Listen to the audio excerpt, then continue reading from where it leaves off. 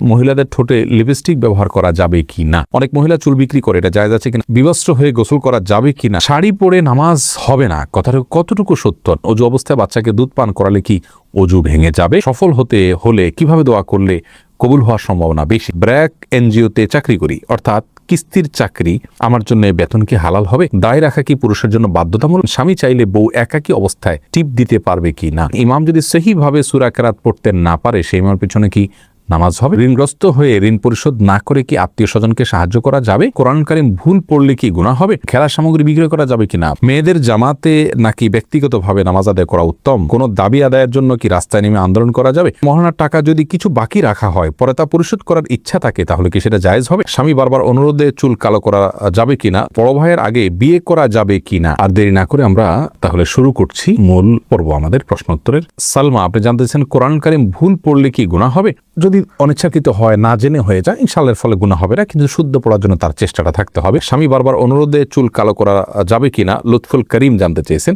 স্বামীর অনুরোধে চুল কালো করা যাবে না। আল্লাহ রাব্বুল আলামিন যেটিকে নিষেধ করেছেন সেটি অন্য কারোর নির্দেশের কারণে করা যাবে না। লা তাআতা লিমাখলুকিন ফি মাসিয়াতিল খালিকি, সৃষ্টিকর্তার নির্দেশকে লঙ্ঘন করে কোনো সৃষ্টির নির্দেশ মানা যাবে না। যেহেতু নবী সাল্লাল্লাহু আলাইহি ওয়াসাল্লাম বলেছেন ওয়াজান্নাবুস সাওয়াদ, কালো বাদ দিয়ে অন্য কোনো কালার করো, অতএব সেটাকে মাথায় রেখে স্বামী নির্দেশকে সসম্মানে ফিরিয়ে দিতে হবে। বিবস্ত্র হয়ে গোসল করা যাবে কিনা এমডি বিলাল মোল্লা জানতে চেয়েছেন। না ভাই, বিবস্ত্র হয়ে গোসল করা উচিত না। একজন মুসলিমের জন্য বিবস্ত্র হয়ে গোসল করা এটা নির্লজ্জতা। আর কেউ দেখুক আর না দেখুক, আল্লাহ রাব্বুল আলামিন তাকে দেখছেন। জাস্ট এই বিষয়টিকে মাথায় রেখে অন্তত তার বিবস্ত্র হয়ে গোসল করা থেকে বেঁচে থাকা উচিত। আউয়াল আপন জানতে চেয়েছেন, অনেক মহিলা চুল বিক্রি করে, এটা জায়েজ আছে কিনা? না ভাই, কোনো অবস্থাতে শরীরের কোনো অঙ্গ প্রত্যঙ্গ বিক্রি করা জায়েজ নাই, কোনো প্রয়োজনে সেটা দান করতে পারেন। নাদিয়া নওশিন জানতে চেয়েছেন, অজু অবস্থায় বাচ্চাকে দুধ পান করালে কি অজু ভেঙে যাবে?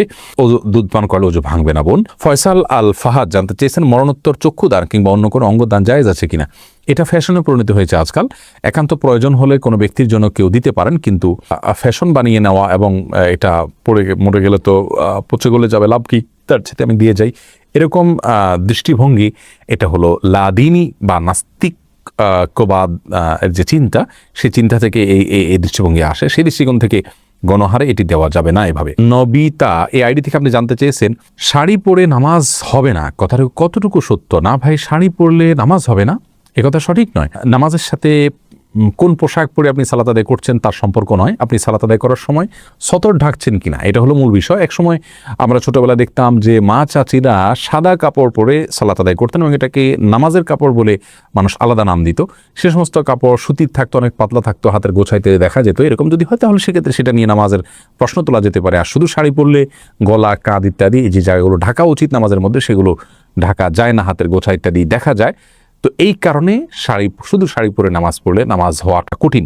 যদি কেউ সেফটি পিন দিয়ে আটকিয়ে তার যা কোনো অঙ্গ প্রত্যঙ্গ দেখা যাবে না, সতর ঢাকার যে মুখমণ্ডল এবং দুই হাতের কবজি ছাড়া পুরো শরীর যে ঢাকতে হয়, সেটা যদি তিনি ঢাকতে পারেন, মাথার চুল দেখা যাবে না, কপাল এর চুলের অংশ দেখা যাবে না, কোনো কিছু, এটা যদি তিনি নিশ্চিত করতে পারেন, কান ইত্যাদি দেখা যাবে না, তাহলে সেক্ষেত্রে অবশ্যই তার জন্য জায়েজ হবে। কিন্তু এটা কঠিন, এই জন্য শাড়ি পরলে তার উপর দিয়ে আরেকটা বড় ওড়না দিয়ে ঢেকে তারপরে সালাত আদায় করাই হলো নিরাপদ। ওয়াহিদ রাহিম জানতে চেয়েছেন, দায় রাখা কি পুরুষের জন্য বাধ্যতামূলক? জি ভাই, অবশ্যই বাধ্যতামূলক, ওয়াজিব। নবী সাল্লাল্লাহু আলাইহি ওয়াসাল্লামের নির্দেশ আফুল লোহা আর খুল্লোহা, তিনি দাড়িকে ছেড়ে দিতে বলেছেন। অতএব যে বিষয়ে নবী সাল্লাল্লাহু আলাইহি ওয়াসাল্লামের নির্দেশ রয়েছে সেটি সাধারণ এবং স্বাভাবিক অবস্থা আমাদের জন্য ওয়াজিব। এই আইডি থেকে জানতে চেয়েছেন, স্বামী চাইলে বউ একাকী অবস্থায় টিপ দিতে পারবে কি না? পারবে, কোনো অসুবিধা নেই। এরপরে মোহাম্মদ, আপনি জানতে চাচ্ছেন বড় ভাইয়ের আগে বিয়ে করা যাবে কি না? ভাই মোহাম্মদ, অবশ্যই বিয়ে করা যাবে। আমাদের সমাজে অনেকে মনে করে যে বড় ভাইয়ের আগে, বড় বোনের আগে ছোট বোনকে বিয়ে দেওয়া যাবে না, বড় ভাইয়ের আগে ছোট ভাই বিয়ে করতে পারবে না। এগুলো সবগুলো আমাদের মন গড়া কথাবার্তা। ইসলামী শরীয়তের কোনো ভ্যালু নেই। যার যখন বিয়ের সামর্থ্য হবে তিনি তখন বিয়ে করতে পারবেন। মেয়েদের জামাতে নাকি ব্যক্তিগতভাবে নামাজ আদায় করা উত্তম? শেলি চৌধুরী জানতে চেয়েছেন, একাকী নামাজ পড়া মেয়েদের জন্য উত্তম। কোনো কারণে মেয়েরা নিজেরা অথবা বাসায় তারা যদি পর্দা এই জামাতের সাথে নামাজ আদায় করেন, সেটাও জায়েজ রয়েছে। মুরসালিন সরকার জানতেছেন, কোনো দাবি আদায়ের জন্য কি রাস্তায় নেমে আন্দোলন করা যাবে? রাস্তায় নেমে আন্দোলন করাতে যদি কারোর কোনো ক্ষতি না হয়, কারোর দোকানপাট ভাঙচুর হলো না, পথচারী চলাচল অসুবিধা হলো না, তাহলে এই সমস্ত শর্তগুলো সাপেক্ষে সেটি জায়েজ হবে ইনশাআল্লাহ বিইذনিল্লাহ। আফিহা রাফসানা রিশা, আপনি জানতে চেয়েছেন, আকিকার মাংস রান্না করে প্রতিবেশী হিন্দুদের কি খাওয়ানো যাবে? যেতে পারে, কোনো অসুবিধা নেই। নীরব অভিমান সাকিব, আপনি জানতে চেয়েছেন, ইমাম যদি সহিভাবে সূরা কেরাত পড়তে না পারে, সেই ইমামের পিছনে কি নামাজ হবে। যদি সহিভাবে সূরা কিরাত পড়তে না পারেন তাহলে এরকম ইমামকে নিয়োগ দেওয়া জায়েজ নাই। যদি নিয়োগটা আপনার হাতে না থাকে আর আপনি তার পেছনে নামাজ পড়ে ফেলেন তাহলে অনেক ওলামায়ে কেরামী এই নামাজকে জায়েজ বলেছেন, যেহেতু আপনার ইমামের ভুল সম্পর্কে একটি বর্ণনা এরকম রয়েছে যে ইমামের ভুল তার উপরে বর্তাবে, আপনার উপরে বর্তাবে না।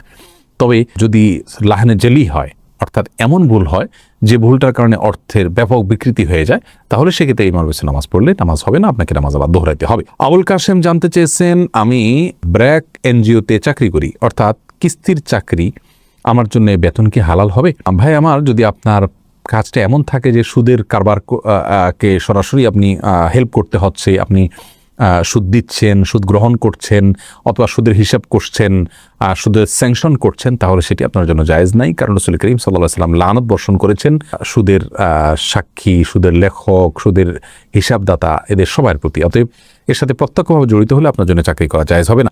নোমান আব্দুল্লাহ জানতে চেয়েছেন, কোনো কাজে সফল হতে হলে কিভাবে দোয়া করলে কবুল হওয়ার সম্ভাবনা বেশি? দোয়া কবুলের জন্য দোয়া কবুল শর্ত পূরণ করতে হবে, হালাল ভক্ষণ করতে হবে, এরপরে ইসমে আজম পড়ে দোয়া করলে দোয়া কবুল হয়। আরও কিছু দোয়া আছে, দোয়া ইউনুস পড়ে দোয়া করলে দোয়া কবুল হয়। ইসমে আজম সম্পর্কে অনেক ইমামগণ বলেছেন, অনেক ওলামায়ে কেরাম বলেছেন, আল্লাহ এই শব্দটি আল্লাহর ইসমে আজম বা মহান নাম। অতএব আল্লাহ বলে ডেকে ডেকে আল্লাহর কাছে দোয়া করলে দোয়া কবুল হয়। ইয়াদ আল জালাল ওয়াল ইকরাম বলে আল্লাহর কাছে দোয়া করলে দোয়া কবুল হয়। ইসমে আজম সম্পর্কে সবচেয়ে বিশুদ্ধ বর্ণনা হলো ইবনে হাজার আসকালানি রাহমাতুল্লাহি ফাতুল বারীতে বলেছেন যে কেউ যদি এরকম দোয়া করে আল্লাহর কাছে, আল্লাহুম্মা ইন্নী আসআলুকা বিআন্নী আশহাদু আন্নাকা আনতাল্লাহ লা ইলাহা ইল্লা আনত আল আহাদুস সামাদ আল্লাযী লাম ইয়ালিদ ওয়া লাম ইউলাদ ওয়া লাম ইয়াকুল লাহু কুফুয়ান আহাদ। এটা হলো ইসমে আজম। নবী সাল্লাল্লাহু আলাইহি ওয়াসাল্লাম বলেছেন, তিরমিজিতে হাদিসটি বর্ণিত বিশুদ্ধভাবে, এবং ইবনে হাজার আসকালানি বলেছেন ইসমে আজম সম্পর্কিত সবচেয়ে বিশুদ্ধ হাদিস এটি। অর্থাৎ যদি কেউ এই বাক্যগুলো পড়ে আল্লাহর কাছে কিছু চায়, নবী সাল্লাল্লাহু আলাইহি ওয়াসাল্লাম বলেছেন অবশ্যই আল্লাহ তাআলা সেই চাওয়া পূরণ করেন।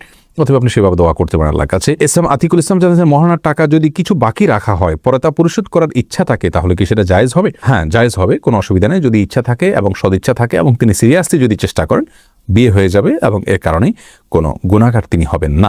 আশিক রনি আপনি জানতে চেয়েছেন, মহিলাদের ঠোঁটে লিপস্টিক ব্যবহার করা যাবে কি না? দেখুন, মহিলাদের ঠোঁটে যদি লিপস্টিক ব্যবহার করা হয় এবং সেটা সৌন্দর্যের জন্য করা হয়, নিজের স্বামী শুধুমাত্র দেখেন, বাহিরে প্রদর্শিত না হয়, তাহলে সেক্ষেত্রে অসুবিধা নেই। কিন্তু যদি এমন হয় যে সেটা অন্যদের মাধ্যমে অন্যদের মধ্যে প্রদর্শন করা হয় এবং অন্যরা দেখে, তাহলে সেক্ষেত্রে সেটি নিষিদ্ধের আওতায় পড়বে। রাফিয়া সুমাইয়া অনামিকা জানতে চেয়েছেন, ঋণগ্রস্ত হয়ে ঋণ পরিশোধ না করে কি আত্মীয় স্বজনকে সাহায্য করা যাবে?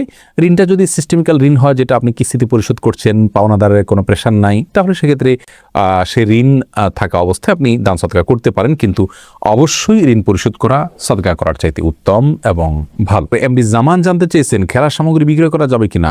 অসুবিধার কোনো কিছু দেখছি না খেলার সামগ্রী বিক্রি করাতে, কারণ খেলাটা আমরা সাধারণত শারীরিক কসরত রয়েছে এরকম খেলা আইটেম যদি হয় তাহলে কোনো অসুবিধা নেই, কারণ সেগুলো ইসলাম শরীয়তের দৃষ্টিকোণ থেকে সরাসরি সবসময় হারাম নয়। এমডি এসইও পলাশ জানতে চেয়েছেন, চাকরিতে কাজের ক্ষেত্রে মিথ্যা কথা বলা যাবে কিনা? না ভাই, মিথ্যা কথা কেন বলবেন? কোনো অবস্থাতে মিথ্যা কথা বলা জায়েজ নাই। সর্বাবস্থায় মিথ্যাকে আল্লাহ হারাম করেছেন। যে বিষয়ে সে মিথ্যা কথা বলে তার নাম আল্লাহর কাছে মিথ্যুক হিসাবে লেখা থাকে। যে চাকরিতে মিথ্যা বলতে আপনি বাধ্য, সে চাকরি ছেড়ে বিকল্প চিন্তা আপনাকে করতে হবে। আপনি আইডি থেকে জানতে চেয়েছেন, রোজা অবস্থায় ঠোঁটে ভেজলিন দেওয়া যাবে কিনা? যদি ঠোঁট ফেটে আপনার জন্য কষ্টের কারণ হয় তাহলে দিতে পারেন, তবে খুব বেশি দিবেন না যে থুতুর সাথে এটা পেটে যায়। হালকা শুধুমাত্র প্রলেপ দিতে পারেন যদি ঠোঁট ফেটে যায় বা কষ্ট হয় সেক্ষেত্রে। আর যেহেতু এটা পেটে যেতে পারে এই আশঙ্কা আছে, সেজন্য একান্ত প্রয়োজন না হলে না দেয়াই উচিত এবং উত্তম।